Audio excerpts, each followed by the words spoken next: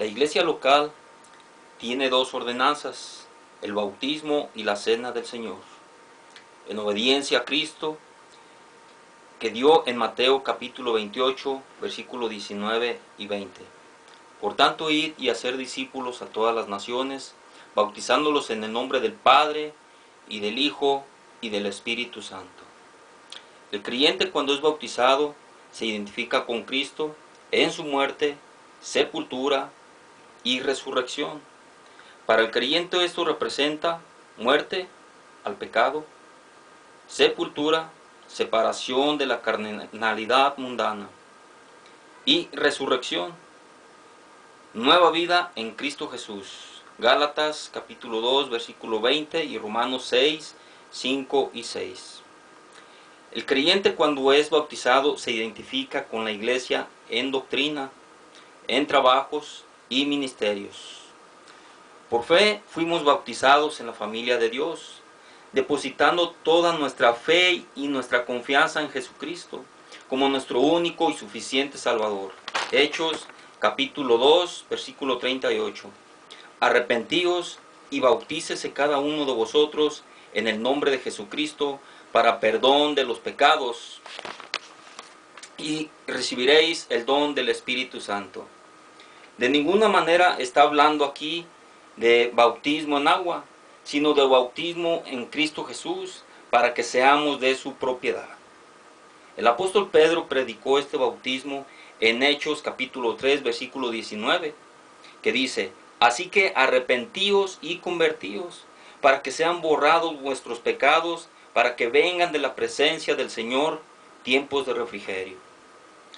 Los pecados son perdonados y borrados a través de una conversión genuina a Jesucristo, siendo puesto dentro de Él, o sea, bautizado. El bautismo en agua no quita el pecado y no salva, ni lo hace más espiritual. El bautismo en agua significa que se identifica con Cristo y con su iglesia local. Si el creyente no quiere bautizarse, está desobedeciendo a Dios. La cena del Señor. Al participar en la cena recordamos la muerte de Cristo. Jesús declaró que iba a dar su cuerpo para salvarnos. En Lucas capítulo 22, versículo 19, leemos: y tomó el pan, y dio gracias, y lo partió, y les dio, diciendo: esto es mi cuerpo, que por vosotros es dado. Hacer esto en memoria de mí. Lo hacemos en memoria de Él y su muerte en la cruz. Les presento los elementos. La levadura simboliza el pecado y el error. El pan significa o representa a Cristo Jesús. El jugo de uvas representa la sangre de Cristo Jesús, y se debe de tomar el jugo fresco, no fermentado. Al participar de la cena del Señor, estamos obedeciendo su mandato. De ninguna manera trae ninguna gracia. Los apóstoles no comieron su carne, ni bebieron su sangre, ni hicieron, ni hoy en día hacemos ningún sacrificio de Cristo. En la cena del Señor recordamos el arrebatamiento de Cristo por su iglesia cuando Él venga otra vez. En 1 Corintios 11:26. Así pues, todas las veces que comieres este pan y bebieres esta copa, la muerte del Señor anunciáis hasta que Él venga. Para participar de la cena del Señor, cada persona creyente debe de examinar su corazón, confesando a Dios en oración por sus pecados y pidiéndole perdón a Dios por medio de Jesucristo. Primera de Juan capítulo 1 versículo 9 nos dice que si confesamos nuestros pecados, Él es fiel y justo para perdonar nuestros pecados y limpiarnos de toda maldad. Y el apóstol Pablo nos enseña en 1 Corintios capítulo 11 versículo 28: por tanto, pruébese cada uno a sí mismo, y coma así del pan, y beba así de la copa. Porque el que come y bebe indignamente, sin discernir el cuerpo del Señor, juicio y come. para sí. Los distintivos bautistas. Los distintivos bautistas es la práctica y doctrina que nos distinguen de otras denominaciones y grupos cristianos, ya que la Iglesia Bautista tiene un parentesco espiritual de los hermanos cristianos a través de los siglos. Hay algunas denominaciones que dicen tener también parentesco espiritual con la Iglesia primitiva, pero al examinar su práctica y doctrina nos damos cuenta que enseñan error y no sana doctrina. Número 1.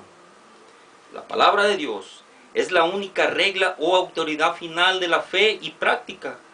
En 2 Timoteo capítulo 3, versículos 16 y 17.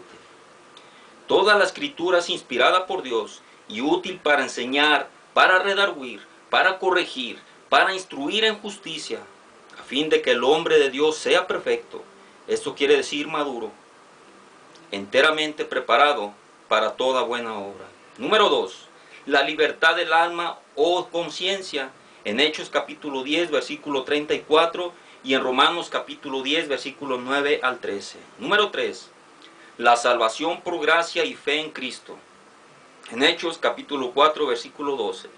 Y en ningún otro hay salvación, porque no hay otro nombre bajo el cielo dado a los hombres en que podamos ser salvos. Y en Efesios capítulo 2, versículo 8 y 10 lo leemos.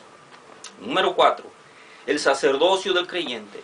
En 1 de Pedro capítulo 2, versículo 5 al 9, ahí nos dice que somos real sacerdocio o un sacerdocio santo. En Apocalipsis capítulo 1, versículos 5 y 6, somos reyes y sacerdotes. Y en Hebreos capítulo 4, versículo 14 al 16, Cristo, nuestro sumo sacerdote. Por tanto, teniendo un gran sumo sacerdote que traspasó los cielos, Jesús, el Hijo de Dios, retengamos nuestra profesión, porque no tenemos un sumo sacerdote que no pueda compadecerse de nuestras debilidades, sino uno que fue tentado en todo, según nuestra semejanza, pero sin pecado. Acerquémonos pues confiadamente al trono de la gracia, para alcanzar misericordia y hallar gracia para el oportuno socorro. Número 5. Miembros de la iglesia salvos y bautizados. Esto quiere decir una membresía regenerada. En Hechos capítulo 2, versículo 41 y 42. Así que los que recibieron su palabra fueron bautizados y se añadieron aquel día como 3,000 personas. Y perseveraban en la doctrina de los apóstoles, en la comunión unos con otros, en el partimiento del pan y en las oraciones. Y Juan 3:33. Número 6. Las ordenanzas del cristiano. El bautismo por inmersión y la cena del Señor. 1 Corintios 11, 25 y 26. Asimismo, tomó también la copa después de haber cenado, diciendo: esta copa es el nuevo pacto en mi sangre. Hacer esto todas las veces que la bebiereis en memoria de mí. Así pues, todas las veces que comieres este pan y bebieres esta copa, la muerte del Señor anunciáis hasta que Él venga. Número 7. Un gobierno autónomo de la iglesia. En Hechos capítulo 6, capítulo 6, versículo 1, 6 y 13, 1 al 3. Buscad pues, hermanos, de entre vosotros, a 7 varones de buen testimonio, llenos del Espíritu Santo y de sabiduría, a quien encarguemos este trabajo. Número 8. Separación de la iglesia y el Estado. Mateo capítulo 22, versículo 21 y 28. Y también en Mateo 28 y 19 y 20. Romanos 13 del 1 al 7. Dad pues al César lo que es de César y a Dios lo que es de Dios. Número 9. La separación ética y eclesiástica. 2 de Corintios capítulo 6, versículo 14 al 18. En Tito capítulo 1, versículo 10 al 13. También en 2 Tesalonicenses capítulo 3, versículo 6, 14 y 15. Para que si tardo, sepas cómo debes conducirte en la casa de Dios, que es la iglesia del Dios viviente, columna y baluarte de la verdad. 1 Timoteo capítulo 3, versículo 15.